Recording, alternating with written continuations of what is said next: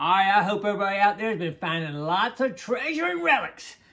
In this video, we're going to talk about some Equinox fixes I've been working on. Some of y'all have been watching me.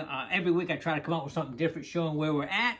This week, we're going to show some more of these little teardrop spacers. First, for those of you that have not been watching, I know a lot of y'all, most of y'all know that these ears are very weak. And what happens when you got the your shaft in here, it's got these little rubber teardrop things that go rub against here, and that's what gives you your, as you turn, it kind of gives you a little bit of resistance so you can put the coil in the position you want. Well, what happens, these things are really soft and they wear out fast, and so you keep cranking down this, and it's less than like a half a millimeter in there. And what happens, you end up squeezing these in, and you start hitting plastic to plastic on your shaft, wearing the plastic down, putting stress on these, and they break. I've got 2 coils broke right now. But we'll work on a way to stop that so you can keep these things vertical and still have some nice resistance for the rubber in here. And that's using these spacers to bring the rubber back out.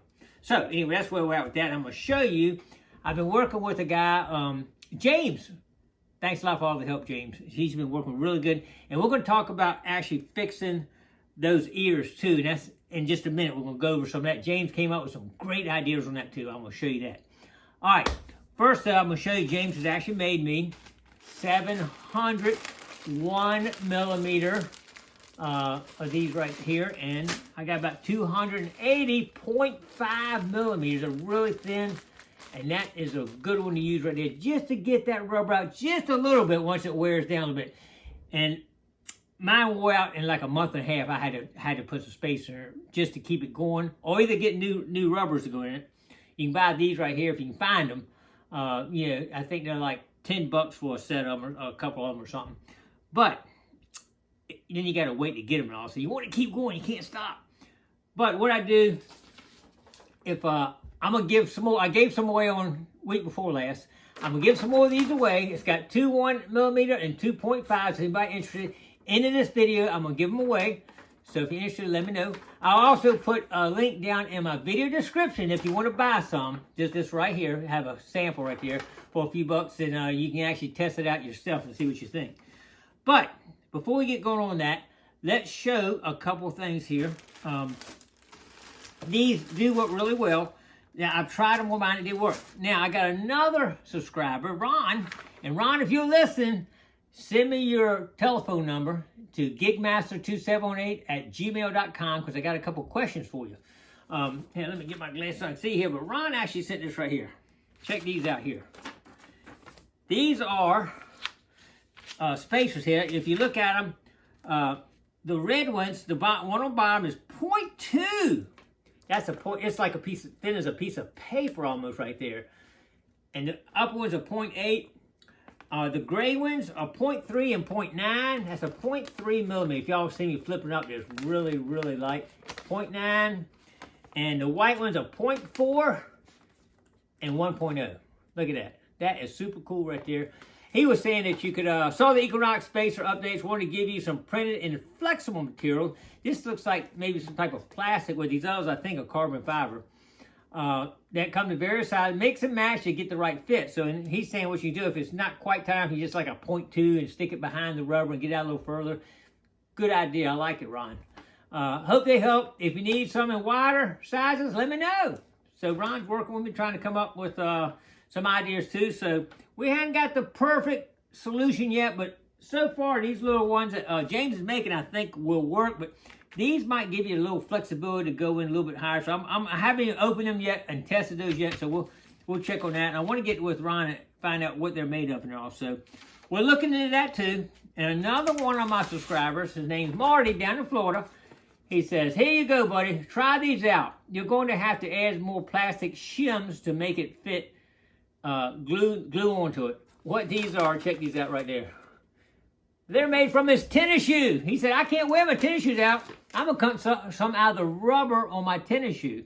And that's what he did. I sent him a spacer. He took my spacer and cut it out. These are made out of rubber and tennis shoe. Bottom line here, this rubber that comes with it is probably very porous and it's weak and it wears down fast. This rubber does not. If we could get something made out of this rubber like this, they'd probably last where you wouldn't have to use shims maybe, but we're not to that point yet. I'm not a rubber engineer here, but I'm assuming that this rubber is denser than this rubber, and that would last a lot longer. See, it doesn't quite match. He's saying I have to add some spacers to bring that where it would touch. That would probably work too right there, but I haven't tried that yet, but good job, Marty. I like the idea there of using a different type of rubber versus this type of rubber to come up with a final solution, potentially. But anyway, let's talk about these ears. This coil's actually broke. One snapped off. I glued it back on. One's cracked. But anyway, I got James is working with me trying to come up with a way we can fix these. Y'all seen, I'll show you this. I did this probably 6 months ago on this one. And I did a couple of my coils, the 15-inch coils. None of them have broke. As you can see, let me see if I can get this sideways so you can see. This is ABS plastic I put around it and put behind the little ears right here and glued it on. And I don't know if some of y'all saw that video where I tested different types of glue to see which one held the best and had structural strength to it. But that was good. I think I'm overkilling on this. I made it so there's some holes where if sand could run out here, because sand makes a huge difference. It doesn't take much sand on top of it. You can feel it when you're swinging on the beach. So this is a little overkill. It doesn't need to be that big. And James has a couple of them here. I'm going to show you. Pretty cool, actually, what he did. All right, this is one he made. Check that one out. Gigmaster. Fits right over top of the whole unit. You push it down like that. Look at that. And that wouldn't go nowhere. You could glue it front, back, side, everything. It wouldn't go anywhere. I like the idea. The only thing is two things I don't like about it. One is the weight. You know, I tell you, it doesn't feel heavy, but I tell you, it doesn't take much weight to add to that coil, so you can feel it.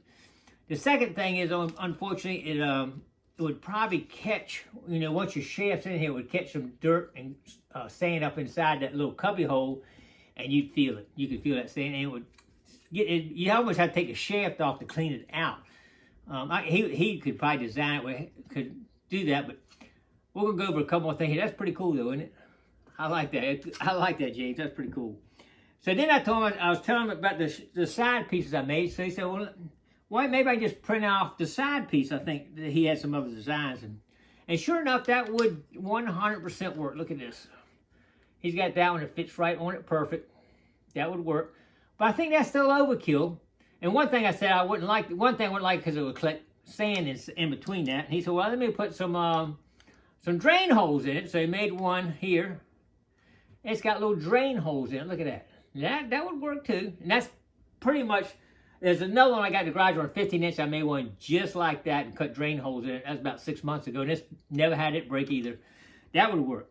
But one of them he made, I think I like the best, is this one. Y'all see that right there. It just fits right on there. It's not overkill. So it's good. And James, I think he's an engineer, I'm not sure, but he was saying that the only thing you got to worry about, and I've thought about this too, is the thickness here. You want these things to go in to squeeze up against the rubber so you have friction, right?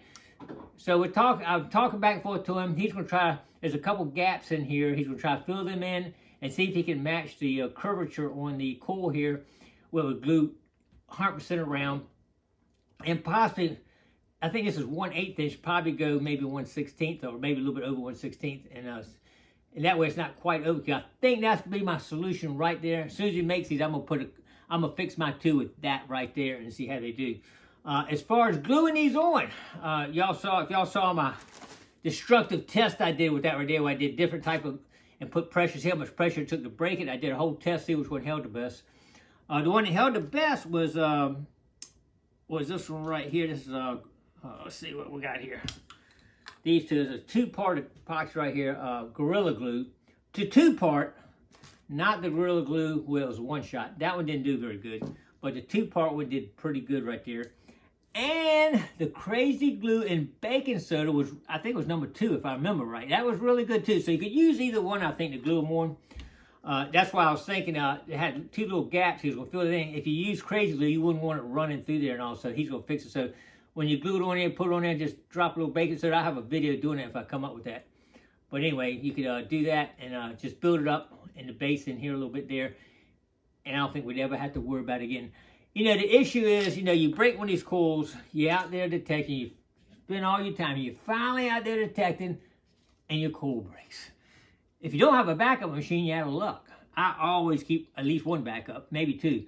But anyway, you know, you're out of luck. Well, I keep my backup. I still got to take 30 minutes, whatever, to go, depending on how far I'm from the car, to go all the way back to my car to get my backup machine, come back. So getting this fixed is you know, critical to me, because I don't want to waste any time even going back to the car to get it. So, and these have never broke. The ones I've already fixed have never broke and done fine. But I think this is a little better than my scenario I had there. If I would get this straight, I'm gonna try to make a kit that I will sell. You know, once I get it figured out and come up with the right solution I feel is good, we'll do that. The other thing is, like, this one's under warranty. It's broke, but it's under warranty. But first you gotta pay to send it back, $10, $15, whatever.